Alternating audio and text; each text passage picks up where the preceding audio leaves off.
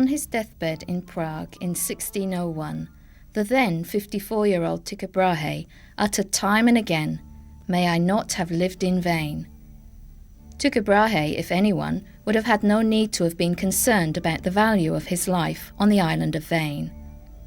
Between 1576 and 1597, he carried out the most advanced astronomical research in Europe. The shape of our modern concept of the world was established here. So important was Tycho Brahe's work for the continued research into the heavens. Or, as a representative from NASA, USA Space Travel Committee expressed it, this is where it all began.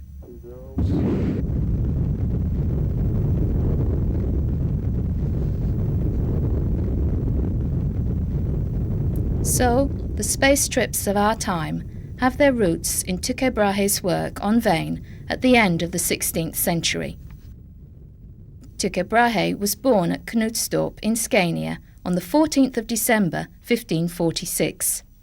His father was Otto Brahe, who subsequently rose to become councillor of the realm and head of the county constabulary at Helsingborg Castle.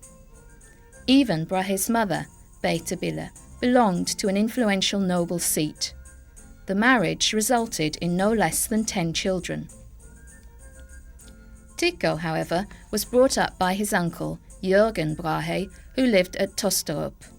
The two brothers had reached earlier an agreement that Jörgen, whose marriage was childless, could take care of one of Otto's sons. At the age of 12, Tycho was sent by his uncle to Copenhagen University for further studies.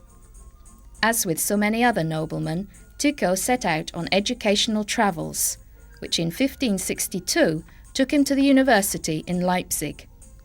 It was here that the young student's interest for natural science and astronomy first came to life. After 1 year in Leipzig, Tycho Brahe began carrying out simple astronomical observations. With him in Leipzig, as a form of master, was Anders Sørensen Vedel, who would eventually make himself a name as a historiographer and folk song collector. Sørensen Vedel had strict orders from Jørgen Brahe to make sure Tycho studied law, but Tycho had another guiding star. It was towards the heavens he focused his attention.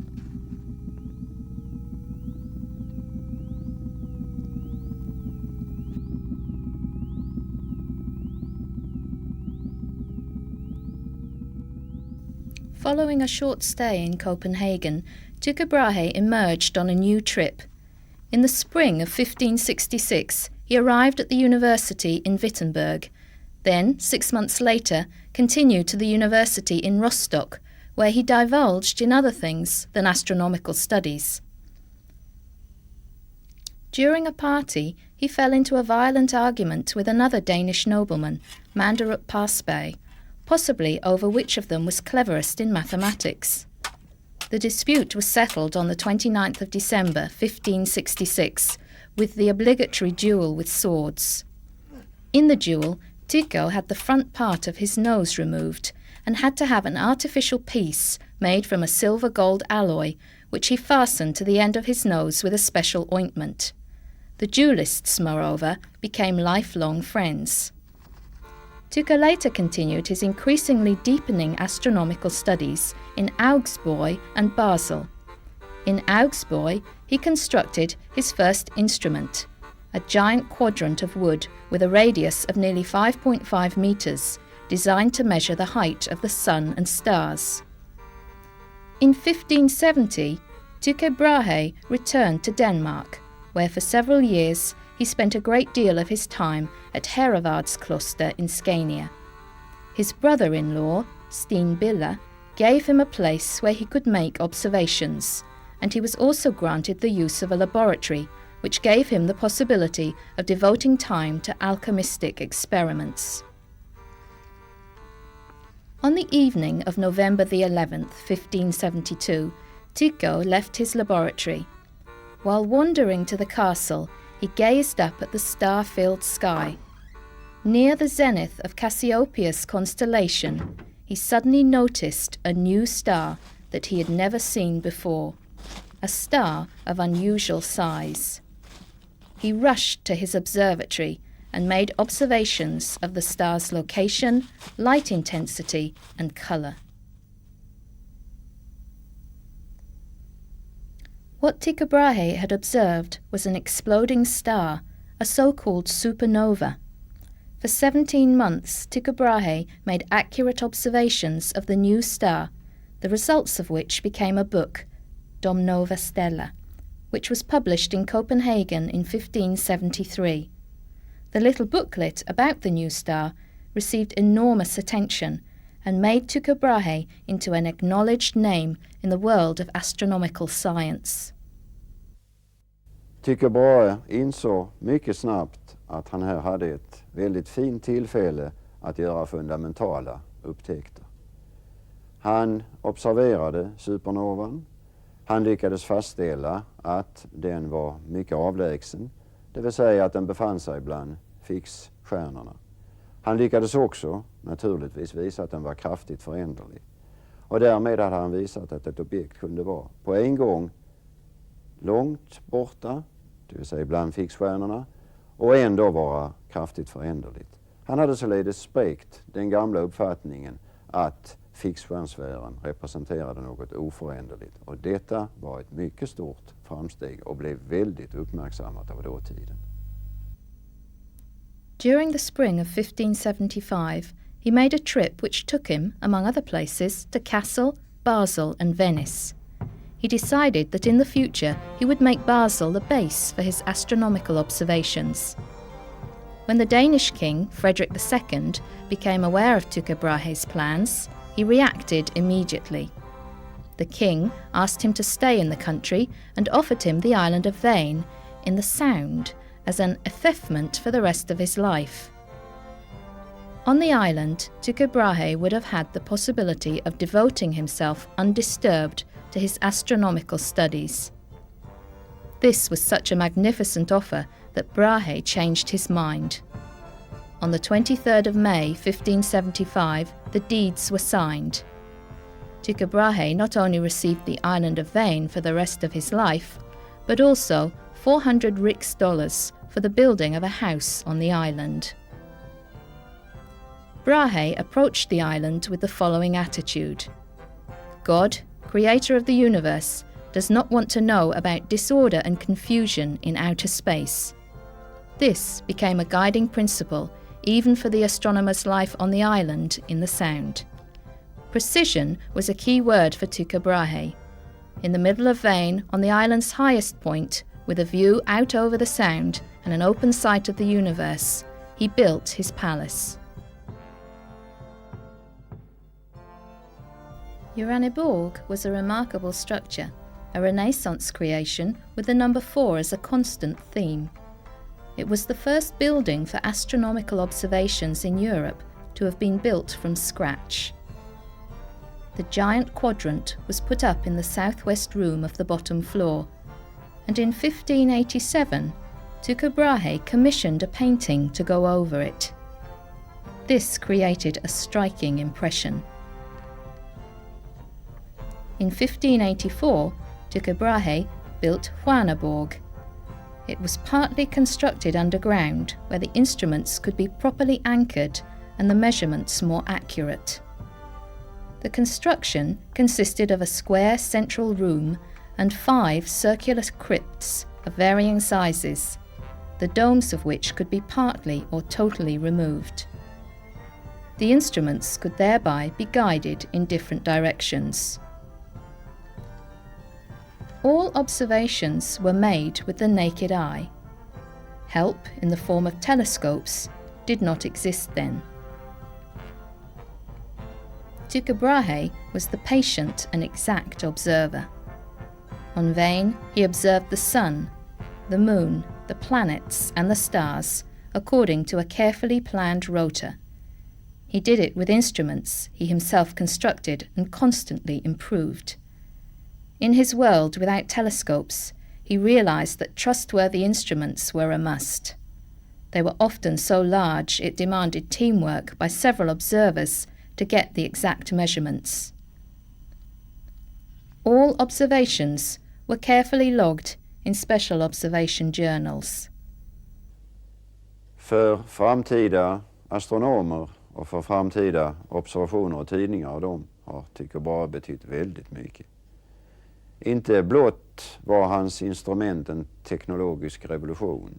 Hans observationsmetoder var också helt revolutionerande och kom att ligga till grund för framtida verksamhet. Dessutom var, och det kanske allra viktigaste, hans förutsättningslösa analysmetoder en förebild för framtida verksamhet. Och vi ska inte glömma att hans egna observationer var de som i grunden visade den nya världsbilden. Hans observationer tyddes ju av hans lärjunge Kepler, och det blev ju det som vände vår syn på världen. The walls of Tycho Brahe's study in Skärneborg were decorated with pictures, of Tycho himself among other things, and on the valved ceiling one could study a picture of his world system, under which the astronomer held a small picture with the inscription, "If it is so." On the portal over the steps leading down to Skärneborg, Tycho Brahe had engraved neither power nor riches, only the lasting power of art and science. During Tycho Brahe's time, the island in the Sound was transformed into a centre for the most advanced research in Europe. Scientists came to take part in the astronomers' scientific work. Tycho Brahe also taught mathematics and medicine, and some of his students themselves became eminent scientists. Even the royalty of Europe sought out the island in the Sound. In 1590, King James VI of Scotland paid a visit, as did Prince Christian in 1592. The prince, who 4 years later would succeed Frederick II to the Danish throne, was very impressed with Tycho's measuring instruments. Tycho Brahe wanted to spread his knowledge of the stars, so in 1584 he started a book printers at Uraniborg. It was the first in the Nordic countries, and one of the best of its time. Tycho Brahe became a Nordic Gutenberg. In Møllebekken, on the island, he built his own paper mill. Waste paper was collected all over the country. The paper from Vane had 3 different watermarks. The gardens surrounding Uraniborg came first at the end of Tycho Brahe's time on the island. Around the palace he constructed 4 identical gardens. The scientist was consistent in forming a strict geometry, even in the garden. Knowledge of the stars in the 16th century was not only restricted to time and space, but very much about understanding life itself. Astrology became the most important science of that time. In Tycho Brahe's world, belief in the influence of the stars played a large role. He was a devoted follower of astrology and, among other things, worked out horoscopes for Frederick II's 3 sons. But that there existed a borderline between the influence of the stars and human freedom was indicated by the following statement by Tycho Brahe regarding the newly born Christian IV's horoscope. But this is not wholly certain, for these things depend more on man himself than the stars. In the cellar at Uraniborg, he set up a chemistry laboratory with no less than 16 ovens. Through astrology and alchemy, Tycho Brahe tied together 16th century ideas. To the stars, he looked for interpretation of the world's mysteries. In alchemy, the secrets of earthly elements. There were several connections with astrology. For alchemistic experiments, he used, among other things, astrological calculations. In 1596, Christian IV was crowned king. The new king was surrounded by advisors, and with these new men began a change for the worse for Tycho Brahe. Frederick II had been very generous with his support for the activities on Vane. But after Christian IV's succession to the throne, the circumstances changed radically. The greater part of the support was withdrawn. Most of the support had been in the form of effeftments, which provided income for Tycho Brahe. The effeftments, however, also carried with them duties which Tycho Brahe badly neglected. It concerned, for example, the running of Kulen's beacon, which during the winter he failed to light. He ignored the complaints to him. His scientific work meant everything.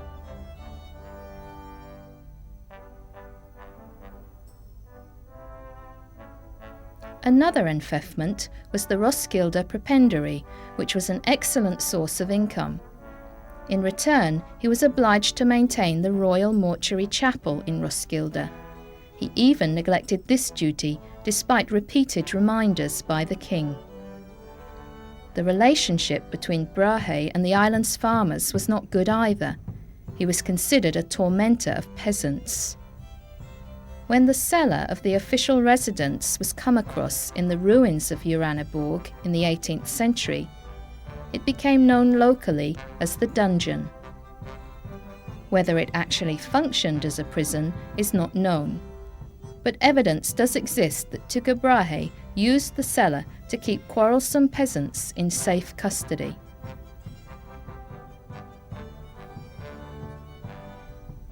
Tycho Brahe even fell out with the island's priest. In the course of time, the feudal lord on the island in the Sound had managed to make many enemies. When most of the royal support was withdrawn in the spring of 1597, Tycho Brahe decided to leave the island, for a while at least. He felt badly treated. In 1597, he sailed from Vane and never returned. Regarding his departure, he wrote, among other things, "Denmark, what is the crime for which you so harshly disown me?" In 1599, following a short stay in Copenhagen and Rostock, together with a longer stay at Vansbeck Castle outside of Hamburg, Tycho Brahe arrived in Prague, where he took up employment as astronomer to Emperor Rudolf II. Tycho Brahe got his own castle in Benátky, where he could continue his scientific work. One of his assistants was Johannes Kepler. On the 24th of October 1601, Tycho Brahe died. He received a state funeral and an impressive monument in the Tain Church in Prague. Uraniborg quickly became ruins on Vane. But only 8 years after Tycho Brahe's death, his student Johannes Kepler put forward his revolutionary laws of the planets. From Tycho's extensive observation materials on the planet Mars, Kepler worked out the elliptical orbits of the planets. It was through this knowledge, among other things, that Isaac Newton discovered the laws of gravity. In this scientific chain that laid a new foundation for astronomy and the discovery of space, Tycho Brahe was the first link. Man's conquering of space has its roots on Tycho Brahe's vein.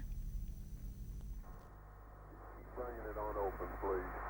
Okay. Check. Pull me back just a little bit. That's about far enough. Okay.